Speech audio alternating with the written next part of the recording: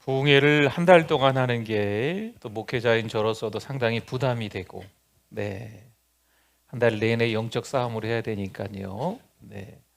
또 예배를 드리러 찾아오시는 여러분들도 이런저런 일들이 좀 있을 겁니다. 그런데 이게 자꾸 다 연결시키지는 마세요. 아이고, 은혜 받으려고 하니까 별의별 일이 다 있네, 이렇게 다 연결시키지는 마세요. 그냥 일상에서 때로는 우리가 올라갈 때도 있고 내려갈 때도 있거든요.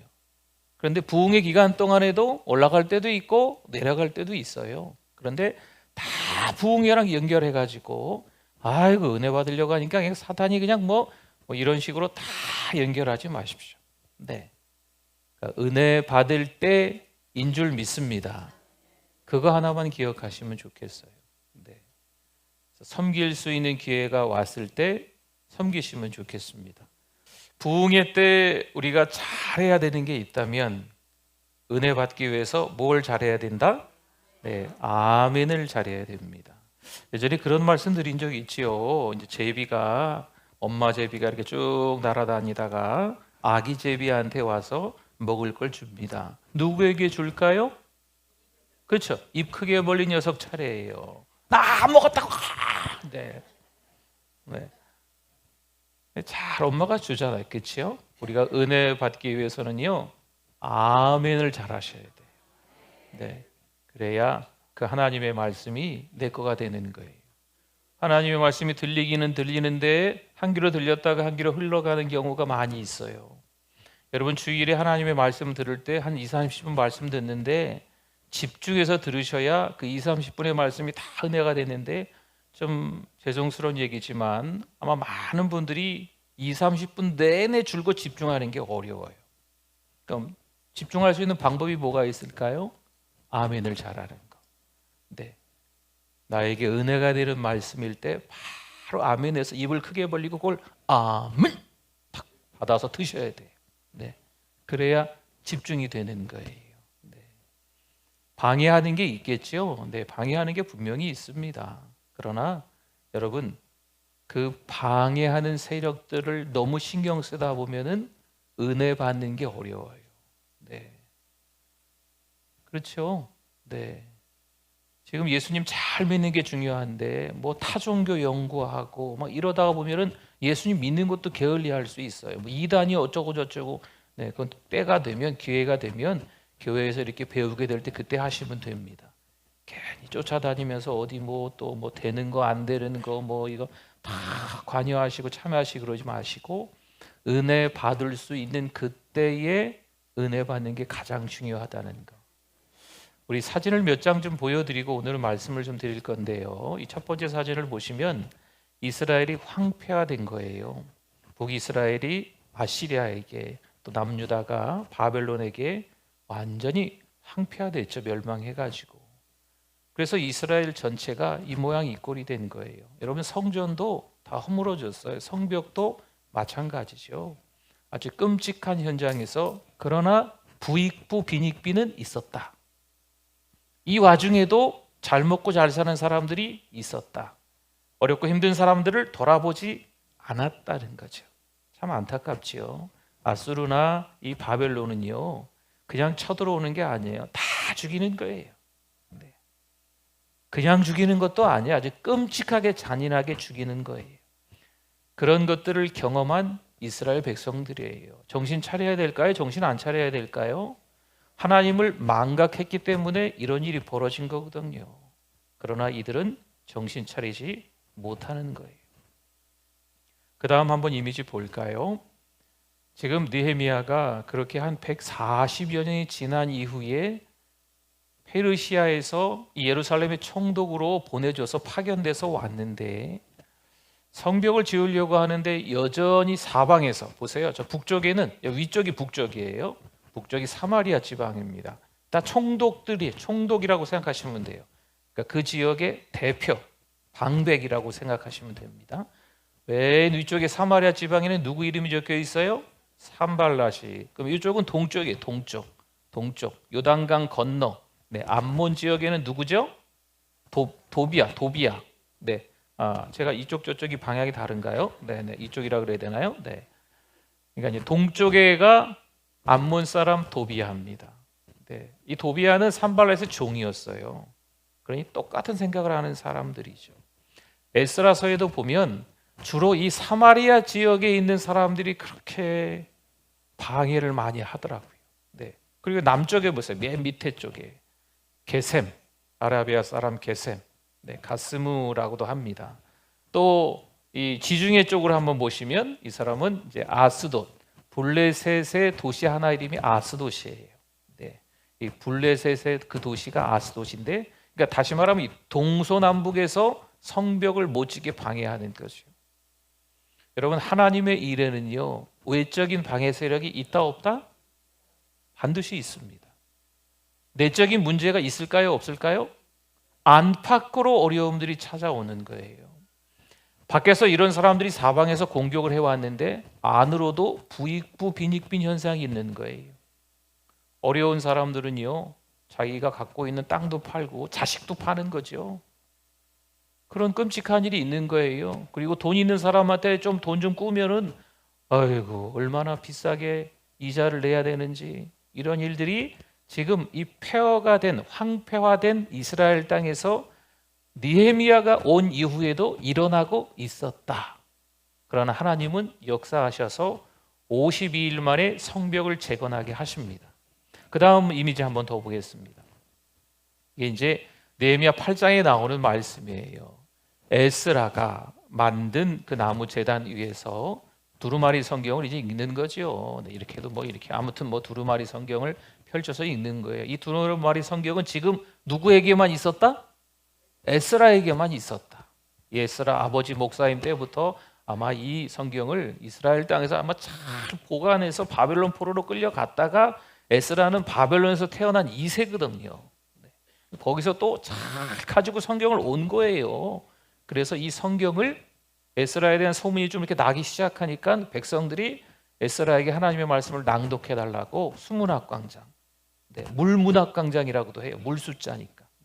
이 수문학광장에 다 이렇게 모여가지고 하나님의 말씀을 듣고 있는 거죠. 옆에 레위인들은 그 말씀을 다 또 해석해 주면서 아멘 아멘 하면서 막 다 일어나면서 또 말씀에 대해서 경배하면서 다 엎드리고, 이런 일들이 7월 1일은 나팔절, 그 다음에 또 일주일은 또 초막절이라 그래요. 그래서 나팔절, 초막절 내내 줄곧 매일같이 3시간 동안 성경 읽으면 3시간 동안 기도하고, 그러니까 매일 6시간 내내 줄곧 이 하나님의 말씀에 대해서 이 사람들이 영적 허기를 채워가고 있는 거죠.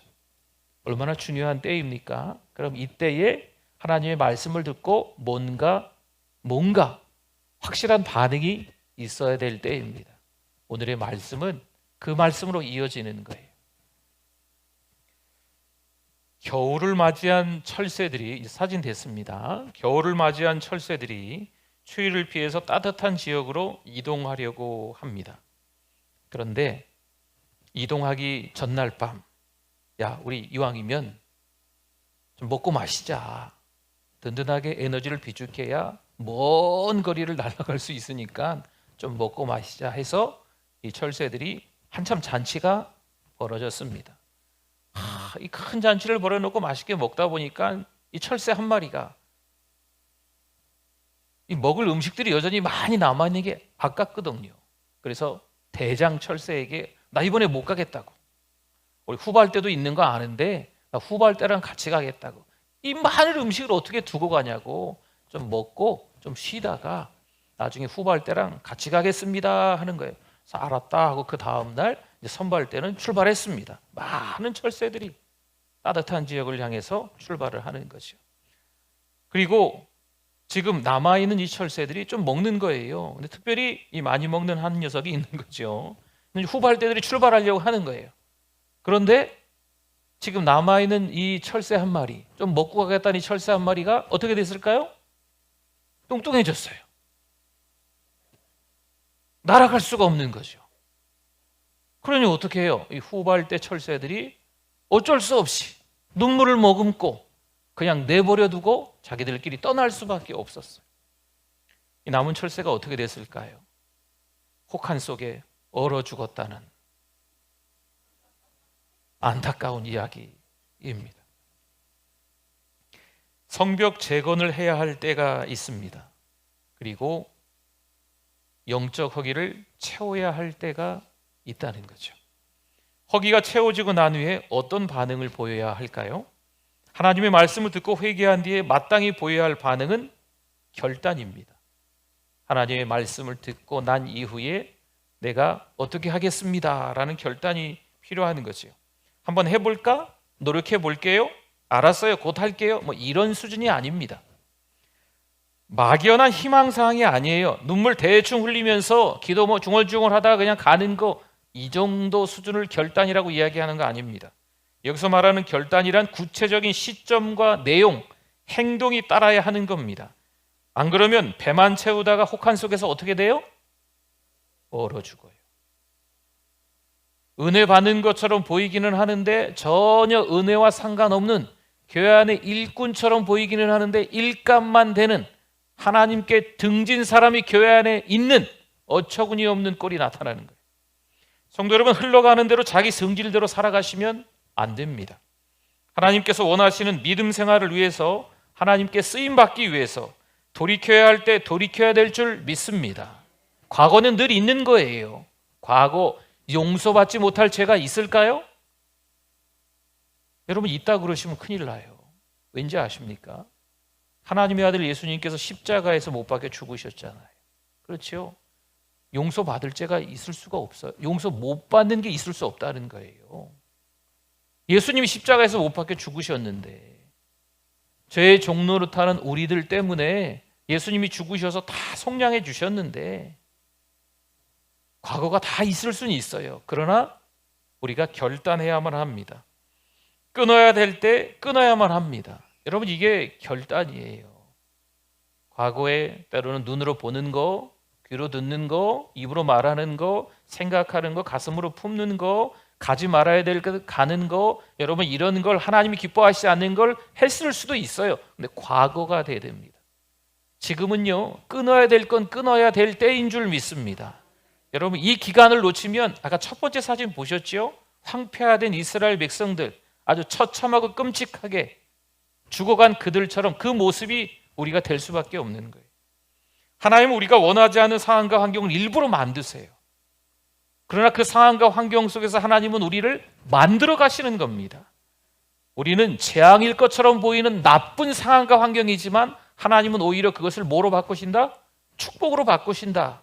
하나님은 우리를 만들어 가시는 그런 과정들, 한 계단 한 계단, 스텝 바이 스텝, 그 과정들을 지나야만 요셉이 총리 대신이 되는 거예요. 그 과정을 지나야만 욥이 나중에 42장 가서 회개하고 갑절로의 복을 받는 거예요. 그 과정을 지나야만 다윗이 광야 생활도 지나고 다 지나야만 나중에 왕이 되는 거예요. 1절에서 3절 말씀을 한번 볼까요? 그달 29날에 이스라엘 자손이 다 모여 뭐 했습니까? 금식하며 굵은 베옷을 입고 티끌을 무릅쓰며. 2절 모든 이방 사람과 뭐하고? 결단을 하는 거예요. 절교하고 서서 자기의 죄와 조상들의 허물을 자복하고, 이날에 낮 4분의 1은 그 제자리에 서서 그들의 하나님 여호와의 율법책을 낭독하고 낮 4분의 1은 죄를 자복하며 그들의 하나님 여호와께 경배하는데. 아멘. 이스라엘 백성들이 에스라를 통해 말씀을 받은 후에 다 모여서 금식하며 굵은 베옷을 입고 자기의 죄와 조상들의 죄를 자복하고 지금 철저히 회개하는 겁니다. 여러분, 이 회개 시간이 우리의 시간이 되기를 바랍니다. 그때 당시에 이 사람들이 이랬구나, 이렇게 그냥 넘어가시면 안 돼요. 지금은 회개해야 될 때인 줄 믿습니다. 하나님의 말씀의 거울 앞에 진정으로 서게 되면 회개의 역사가 일어날 수밖에 없어요. 여러분, 이것을 다른 말로 하면 예배의 회복이다 라고 말씀드릴 수 있어요. 예배를 건성건성 소홀히 이렇게 여기시면 안 됩니다. 하나 해쳤네, 예배 하나 드렸네, 예배 하나 받네, 대충 이거 안 되는 거예요. 사람을 창조하신 목적은 하나님을 예배하기 위함인 줄 믿습니다. 여러분, 아팠어요? 1년 동안 아팠어요. 그래서 예배실에 못 오는 거지요. 예배를 드리는 사모함이 있는데, 근데 1년 만에 교회 왔어요. 예배가 기쁠까요? 안 기쁠까요? 기쁘죠. 시간마다 예배 드리는 게 매번 기적과 같은 거예요. 여러분, 예배를 드리는 데서 몇 가지 유형이 좀 있다네요. 예배에 참석은 하는데 가볍게 교회에 가는 사람들이 있습니다. 네. 그냥 놀러 가는다는 식으로 가볍게 교회 가시는 분들이 있답니다. 또 한 유형은 예배는 일종의 좋은 이야기를 듣는 시간. 아유, 잘 들었어요. 잘 봤어요. 이렇게 예배에 오시는 분들이 있는 거죠. 좀 바뀌어야 되겠죠? 네, 이분들은 바뀌어야 됩니다. 다른 일이 생기면 예배보다는 일을 선택하는 유형들입니다. 또 한 가지, 영과 진리로 예배를 사모하며 갈급해하며 예배드리는 분들이 있습니다. 우리 모두가 그런 분들이 되시기를 축원합니다. 이들에게 있어 예배는 선택이 아니라 가장 소중한 시간이죠. 여러분, 어떤 예배자이십니까? 그냥 가볍게 교회에 오십니까? 등산을 가야 되는 거죠. 교회 잠깐 들렸다 등산 가는 거예요. 수영장에 놀러 온 거예요. 근데 근처에 교회가 있어요. 큰 교회가 있어요. 수영복 입고 교회 와서 예배를 드리는 거죠. 제가 직접 봤다니까요. 저건 누가 봐도 수영복인데 맨 뒤에 앉아서 예배를 드리는데, 또 교회 건물이 크니까 또 에어컨은 얼마나 빵빵해요. 나중에 추워. 입은 게 적으니까. 어떤 예배를 드리고 계십니까? 혹시 영상 예배에 만족하십니까? 다른 무엇보다 예배가 가장 소중한 시간이십니까? 하나님을 경배하게 된 이들이 말씀을 듣고 통회 자복을 하는 것을 볼 수 있습니다. 무려 6시간씩 매일같이 에스라가 율법책을 낭독합니다. 그럼 그 말씀을 레위인들이 해석해주고 그 말씀을 의지하며 죄를 고백하고 기도하고 있습니다. 형식만 중시하는 종교인들이 있습니다. 그저 오랫동안 신앙생활에 익숙해져 있는 거죠. 분명히 몇십 년 동안 신앙생활한 건 축복입니다. 몇 대로 신앙생활한 건 축복이에요. 그런데 그 축복이 축복답지 않은 분들이 있어요. 여러분, 신앙생활을 하면 할수록 더 깊이 있는 신자가 돼야 될 줄 믿습니다. 신앙생활을 하면 할수록 몇 대로 믿음을 가지면 가질수록요, 그 은혜가 있기 때문에 누가 봐도 진국이어야 돼요.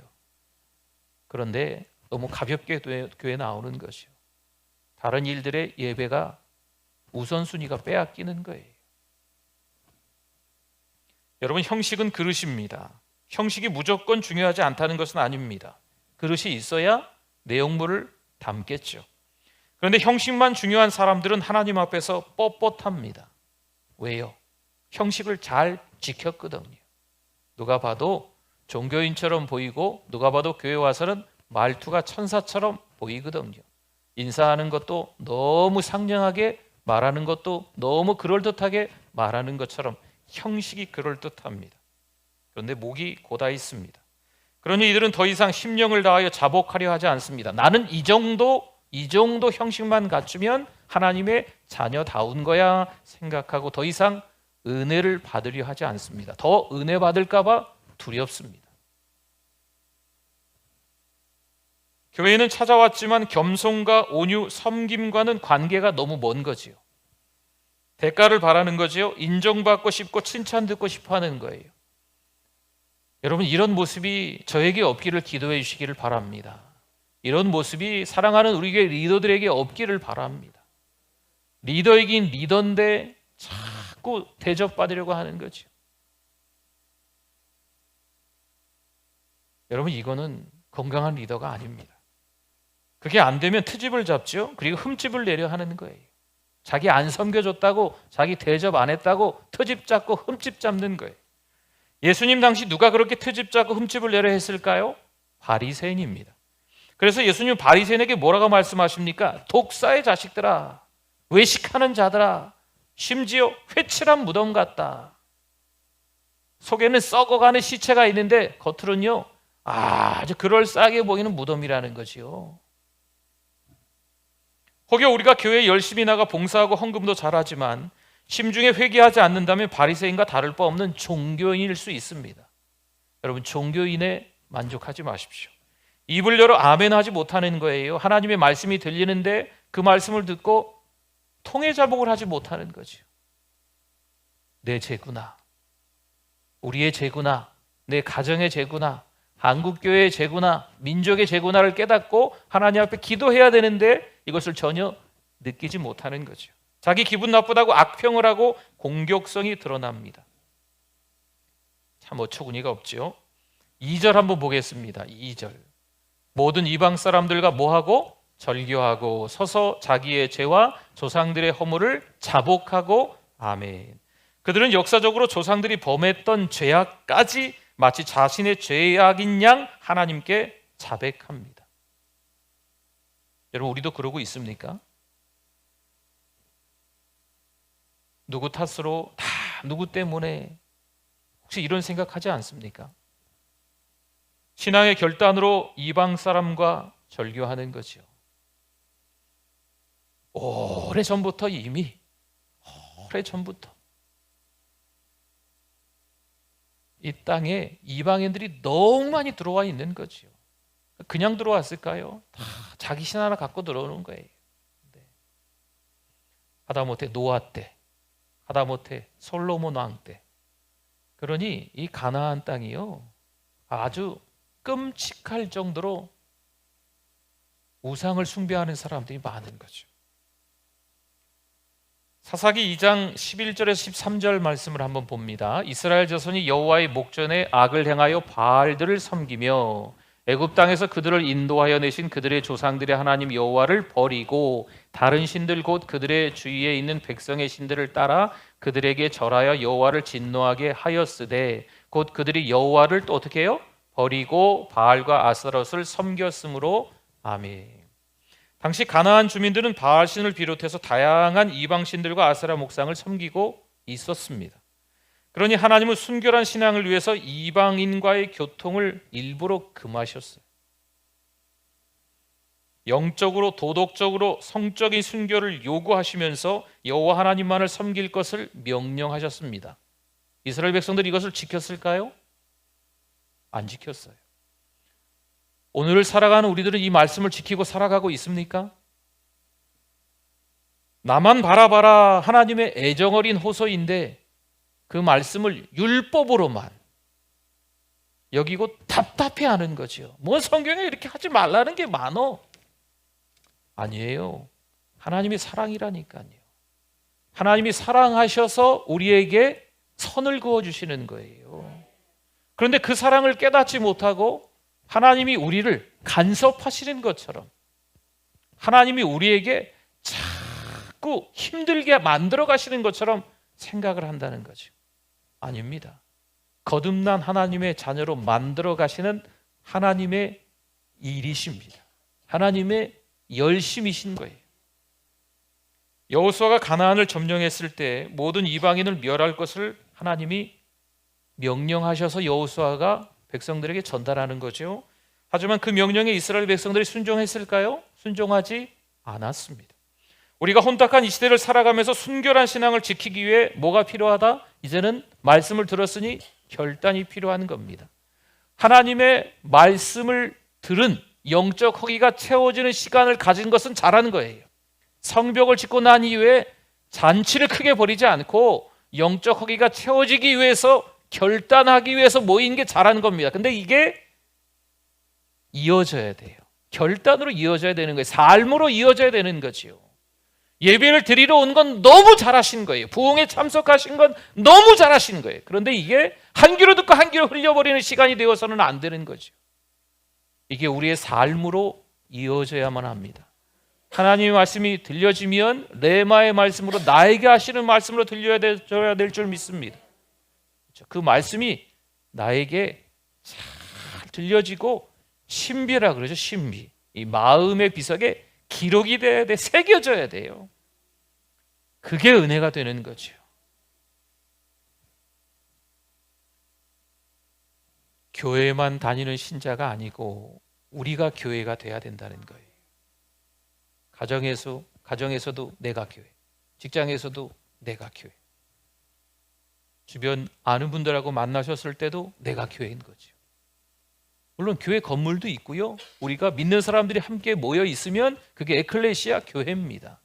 나 한 사람도 마치 교회인 것처럼 교회답게, 하나님의 자녀답게, 거듭난 하나님의 사람답게, 하나님을 경외하는 사람답게 살아야 될 줄 믿습니다. 부끄러운 과거가 왜 없겠어요? 저도 있지요. 여러분들도 다 있으실 거예요. 근데 그거 이제 청산하셔야 됩니다. 누군가를 욕하고 헐뜯고 비방하고 다 누구 탓으로 돌렸던 거, 이런 거 이제 청산하셔야 돼요. 이번 부흥회를 통해서 각 개개인의 심령이 영적으로 성숙해지기 위해선 그 문을 통과해야 됩니다. 하나님 앞에 그 회개의 문을 통과하고 결단하셔서 삶으로 이어지지 않으면 이 부흥회는 나하고 상관이 없는 거예요. 부흥회가 있었대, 누가 은혜 받았대, 나는 은혜 못 받은 거지요. 나는 별로던데, 나는 은혜 못 받았는데, 본인만 손해인 거잖아요.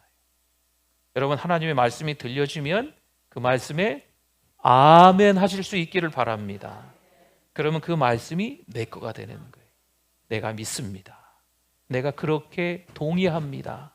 나도 그렇게 살기를 원합니다. 그러면 그 말씀이 내 삶 속에 들어와서 다시 이것이 내 삶 속에서 또 다른 은혜로 주변의 가족들에게, 이웃들에게, 다른 성도들에게 흘러가는 거예요.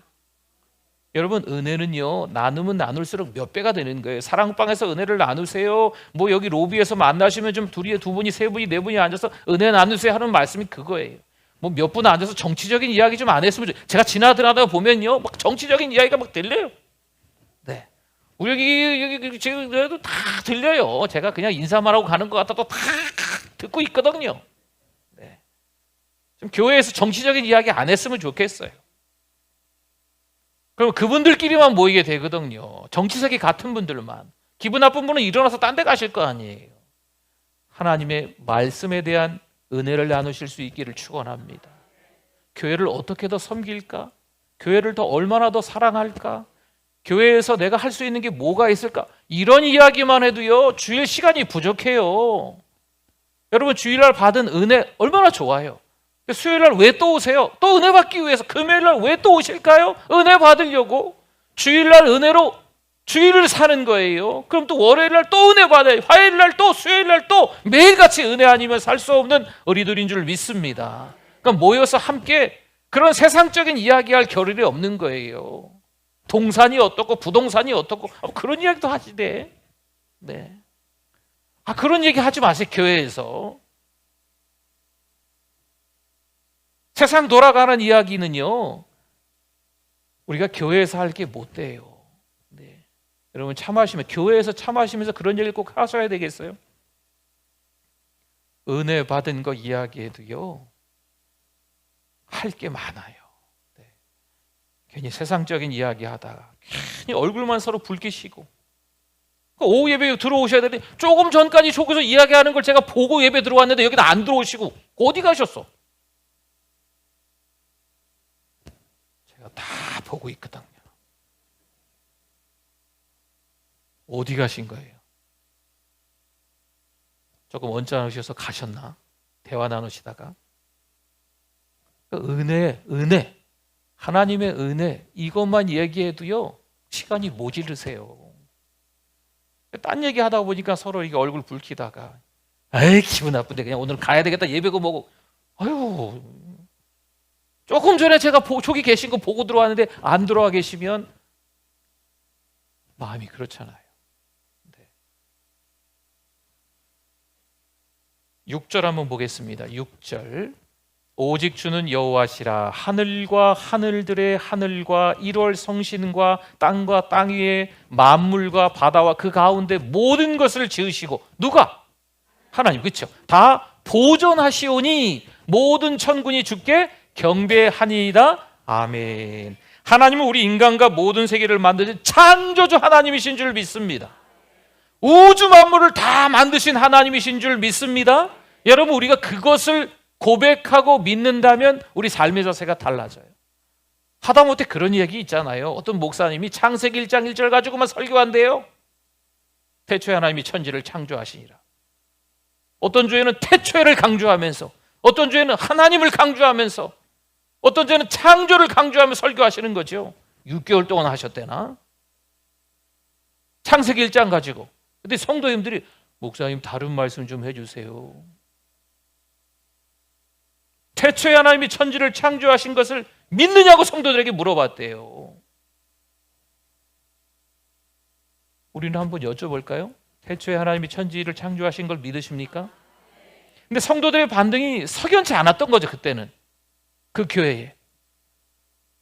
그러니까 계속 그 말씀 가지고만 전하는 거예요. 여러분, 창세기 1장 1절의 말씀을 믿으면 성경이 다 믿어지지 않을까요? 태초에 하나님이 천지를 창조하셨는데 하나님의 말씀을 못 믿어요? 절대 주권이 하나님께 있음을 못 믿으시겠어요? 이거 말이 안 되잖아요. 창세기 1장 1절의 말씀이 그렇게 중요한 거예요. 우리에 대해서 누구보다 잘 아시는 분 누구십니까? 나보다 나를 더 잘 아시는 분 누구시죠? 하나님이신 줄 믿습니다. 이 세상의 모든 제품들도 만든 사람이 있어요. 누가 뭐라 해도 만든 사람이 있어요. 어느 날 다리 위에서 자동차가 가다가 섰대요. 그래서 뒤에 자동차가 따라가다가 자동차가 서 있길래 이렇게 다리 위에서 위험하니까 그 뒤에 가시는 분이 잘 이렇게 세워가지고 빨리 도와주고 싶어서 어디 이렇게 뭐 고장 났냐고 할아버지 같은 분이 물어보는 거죠. 할아버지가 할아버지들 죄송합니다. 할아버지들이 뭘 아시겠어요? 이렇게 생각한 거예요. 운전자가, 젊은 운전자가.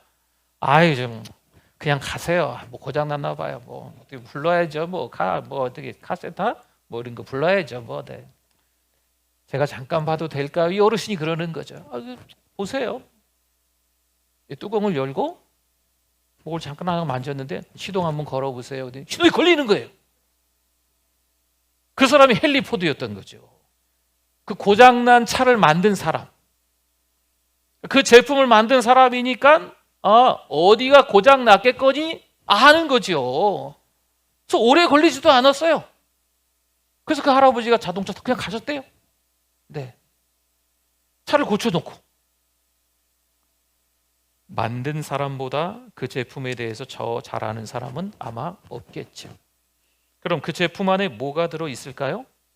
보통 뭔 제품을 사면 그 제품 안에 들어져 있는 게 있어요. 사용 설명서, 매뉴얼, 이게 있어요. 그 사용 설명서를 제대로 읽고 따를 때 제품을 바로 사용할 수가 있겠네요.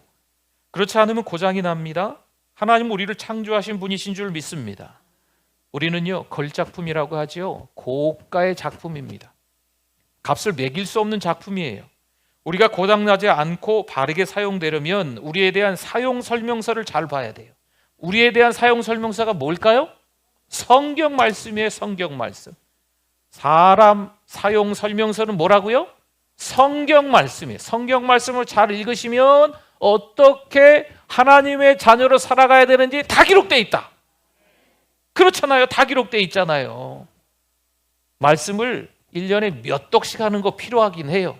쭉 읽어가는 거. 요즘 공동체 성경 읽기 한 100여 명 참여하는, 요즘 한 70명, 80명, 20명은 다 뭐 하시는 거예요? 성경 안 읽고. 아무튼 이렇게 참여를 하시는데 성경을 쭉 읽어가는 것도 필요하긴 한데 깨닫는 것도 중요한 거예요. 이처럼 느헤미야 부흥회를 통해서 느헤미야 말씀을 여러분들이 깨닫는 시간이잖아요. 잘 해석해 드려서 여러분들이 잘 깨닫게 되는 거잖아요. 이 말씀은 성경에 이렇게 기록되어 있는데 이렇게 해석하시고 이것은 오늘날 우리에게 적용하면 이런 말씀이 됩니다. 이게 말씀에 대해서 깨닫는 거고 말씀에 대해서 해석해 드리는 거예요. 성경을 통해서 우리가 어떻게 살아야 되는지 발견하는 줄 믿습니다. 그럴 때 바른 목적대로 살아갈 수가 있는 거예요. 물론 살면서 전전긍긍할 때가 있지요. 나는 말씀대로 살아가는데 하나님만 바라보고 살아가는데 막 쩔쩔맬 때가 있어요? 없어요? 있으시잖아요. 그렇지요? 없진 않지요. 속상할 때가 있어요. 원통할 때가 있어요. 가슴 아플 때가 왜 없겠습니까? 제품 사용 설명서를 잘 보고 그대로 살아가고 있는데 그렇게 힘들 때가 찾아올 때가 있어요. 하지만 그렇게 되면서 우리의 신앙이 깊어지는 거예요. 우리가 하나님의 사람으로 만들어져 가는 거예요. 7절 볼까요? 7절. 주는 하나님 여호와시라. 옛적에 아브라함을 택하시고, 아브라함 세 글자죠. 아브라함을 택하시고 갈대아 우르에서 인도하여 내시고, 이름이 네 글자로 바뀌어요. 아브라함, 복수형입니다. 아브라함은 단수고 아브라함은 복수입니다. 아브라함이라는 이름을 주시고. 아멘. 아브라함은요, 한 가정의 아버지라는 세 글자. 아브라함은. 근데 복수형 아브라함을 쓰면 열국의 아버지. 스케일이 다르죠.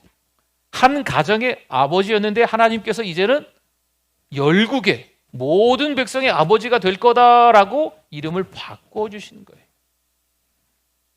사이즈가 다르지 않습니까?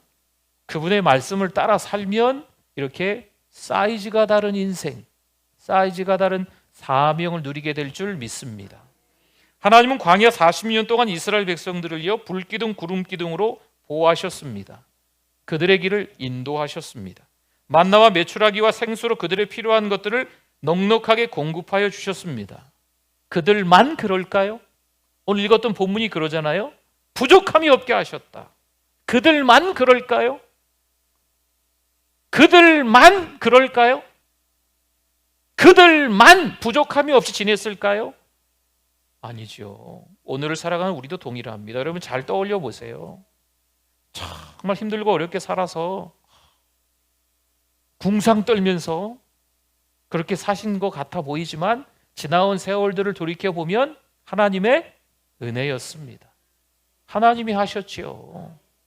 정말 어려운 시간들을 보냈지만 잘 돌아보면 그때 그 시절이 있었기 때문에 지금의 내가 있구나. 그때 그런 과정들을 겪었기 때문에 내 믿음이 좋아졌구나. 그때 그런 시련들이 있었기 때문에 믿음으로 똘똘 뭉치는 사랑하는 우리 교회 성도들이 된 줄 믿습니다. 성령으로 하나 된 줄 믿습니다. 여러분, 하나님께서 하시는 과정이 있는 거예요. 인도하시고 보호하시는 분이십니다. 그런데 이스라엘 백성은 어떻게 했을까요? 16절 17절의 말씀을 보니까요, 그들과 우리 조상들이 어떻게 했어요? 교만하고 목을 굳게 하여 주의 명령을 듣지 아니하고 거역하며 주께서 그들 가운데에서 행하신 기사를 기억하지 아니하고 목을 굳게 하며 패역하여 스스로 한 우두머리를 세우고 종되었던 땅으로 돌아가고자 하였나이다. 그러나 주께서는 용서하시는 하나님이시라. 은혜로우시며 긍휼히 여기시며 더디 노하시며 인자가 풍부하심으로 그들을 버리지 아니하셨나이다. 아멘. 지금 이스라엘 백성들이 어떻게 했는지 보여주고 있는 말씀이죠. 여기 지금 느헤미야에 나와 있는 말씀이에요. 창세기나 출애굽기나 신명기에 나와 있는 말씀이 아니에요. 그렇죠? 느헤미야에서에 나와 있는 말씀이에요. 이스라엘 백성은 교만했습니다. 목을 곧게 순종하지 않았습니다. 은혜를 망각했습니다. 느헤미야서에 기록된 이 말씀이 오늘 이 시대에는 없을까요? 여러분, 지금 이스라엘 백성들 이야기만 하는 걸까요? 아닙니다. 오늘을 살아가는 대한민국, 우리나라 이야기일 수도 있어요. 한국교회 이야기일 수도 있어요. 전주 땅의 교회일 수도 있고요. 사랑하는 우리 교회일 수도 있다는 거예요. 사랑하는 성도 여러분, 교만하지 않기를 바랍니다. 목이 딱딱하게 굳어있지 않기를 바랍니다. 하나님의 은혜를 잊어버리는 분들이 되지 않기를 축원합니다. 하나님은요, 그럼에도 불구하고 버리지도 않으시고 긍휼히 여기셨어요. 역사적으로 이스라엘 백성을 하나님이 버리셨다? 이런 내용이 있습니까? 성경에 나와 있습니까? 아니잖아요. 오늘날 우리도 마찬가지예요. 우리의 과거가 있을 수 있습니다. 내 마음대로 살던 과거가, 내 마음대로 살고 있는 내 자식이, 내 마음대로 살고 있는 나와 함께 예배드렸던 어떤 성도가 있을 수 있어요. 과거가 있을 수 있어요. 그러나 하나님은 버리신다, 안 버리신다? 버리지 않으신다. 여러분, 우리 자식들을 위해서 기도하십시오.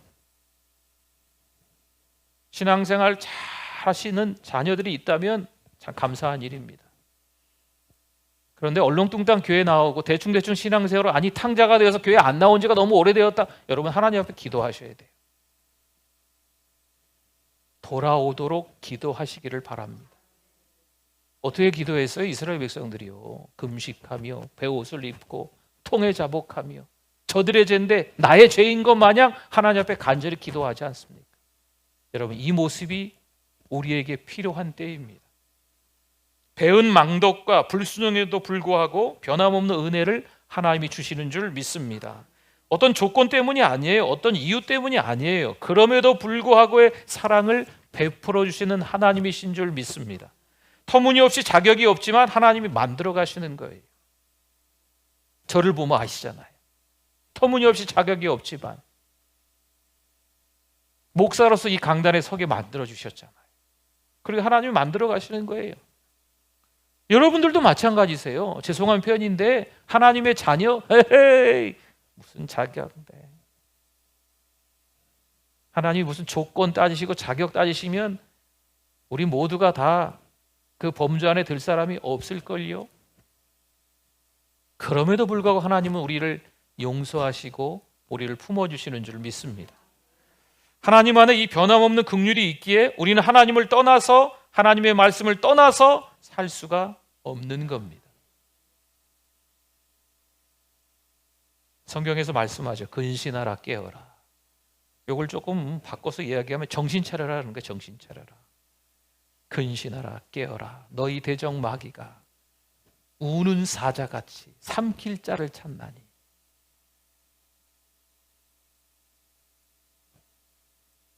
주의 율법을 지키지 않으므로 주의 명령과 주께서 경계하신 말씀을 순종하지 않으므로 종이 되는 거지요.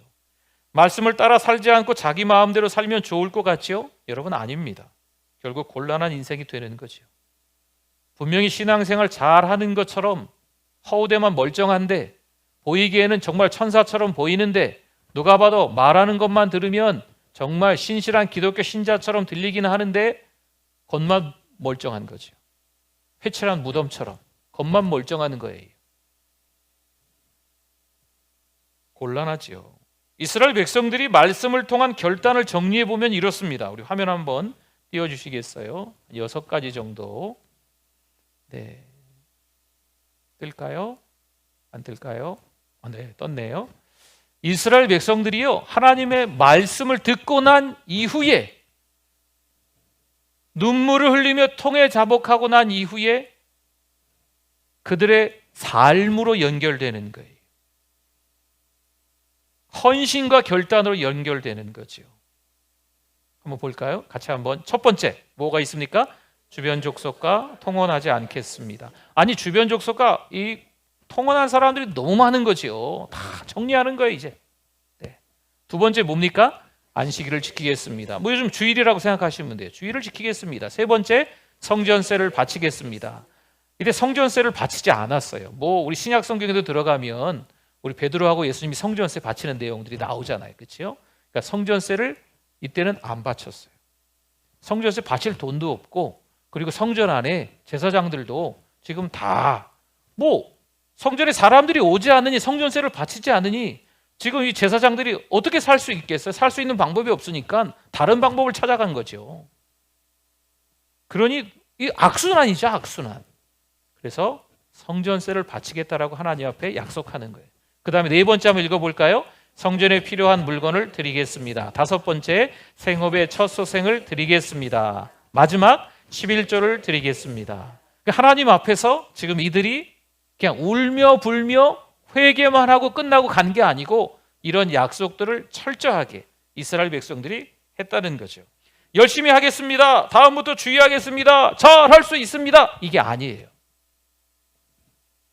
말로만 때우는 맹세와는 차원이 다릅니다. 무엇을 언제 어떻게 할 것인지 명확하고 구체적으로 밝혀놓은 실천 강령입니다. 어디에도 빠져나갈 구멍이 없습니다. 여러분도 놓치시면 안 됩니다. 신앙생활하면서 너무 대충대충 때우는 식으로 신앙생활하는 경우가 있어요. 저 같은 목사들이 말을 못해요. 그나마 지금 느헤미야서에 나와 있으니까 지금 말씀드리는 거지 이런 구체적인 내용들을 말하지 못해요. 목사님 좀 선을 넘었네. 기분 나쁘네. 이러신다니까요. 그 이야기를 못하는 거죠. 오늘 말씀에 있으니까 이스라엘 백성들이 결단한 내용들을 그냥 울며 불며 예배드리면서 통해 자복하며 끝난 게 아니라니까요. 삶으로 연결했습니다. 이런 것들을 내가 철저히 다시 지키겠습니다라고 하나님 앞에 맹세까지 하는 거죠. 게다가 서양문의 모든 방백 제사장 레위 사람이 서명까지 합니다. 38절, 우리 38절 한 줄만 더 봅니다. 우리가 이 모든 일로 말미암아 이제 견고한 언약을 세워 기록하고 우리의 방백들과 레위 사람들과 제사장들이 다 뭐 했다고요? 임봉하나이다 하였느니라. 아멘. 여기서 임봉이 서명이에요. 서명. 여러분 어디 그 식당 가서 식사하시고 카드 주고 그럼 뭐 사인하라 그러시죠? 네. 비싼 거 드실 때 사인하라 그러잖아요. 5만 원 이하는 사인도 안 해. 네. 사인하라 그러시면 이렇게 사인하잖아요. 그렇죠? 네. 그거 똑같은 거예요. 임봉하나이다가 사인하는 사인. 내가 지키겠습니다. 그냥 장난 삼아서 하는 게 아니에요. 성도 여러분, 하나님 말씀 따라 살 때 인생이 고장나지 않고 온전할 수 있습니다. 물론 하나님이 만들어 가시는 과정은 있습니다. 하나님 말씀 따라 살겠다고 결단하실 수 있기를 축원합니다. 하나님이 분명 만들어 가신다는 것을 알면서 또 그것을 믿는다면 억울하고 힘들고 원통해도 세상 물결 따라 춤추지 마시고 그 어느 곳에서 무엇을 하든지 영적인 중심을 지켜야 될 줄 믿습니다. 믿음의 사람이 할 수 있는 말과 하지 못하는 말, 믿음의 사람이 듣지도 않아도 되는 말들을 듣고 있지 마세요. 끊을 땐 확실히 끊으셔야 돼요. 한때 우리는 원망 불평의 소리를 자주 들었습니다. 그렇죠? 그런 때가 있었어요. 여러분 그 소리를 들어서 그럴까요? 어느새 우리 주변에 또 우리가 그렇게 말하고 있기도 합니다. 여러분 우리가 말을 안 좋은 이야기를 많이 들었으면 그게 남아있어요. 그러니까 철저히 하나님 앞에 회개하시고 입을 조심하셔야 돼요. 더 이상 원망, 불평, 비판, 다른 사람을 헐뜯고 비방하는 거, 부정적인 말하는 걸 이게 그런 걸 들어왔기 때문에 그렇거든요. 그런 이야기들을 멈추셔야만 합니다.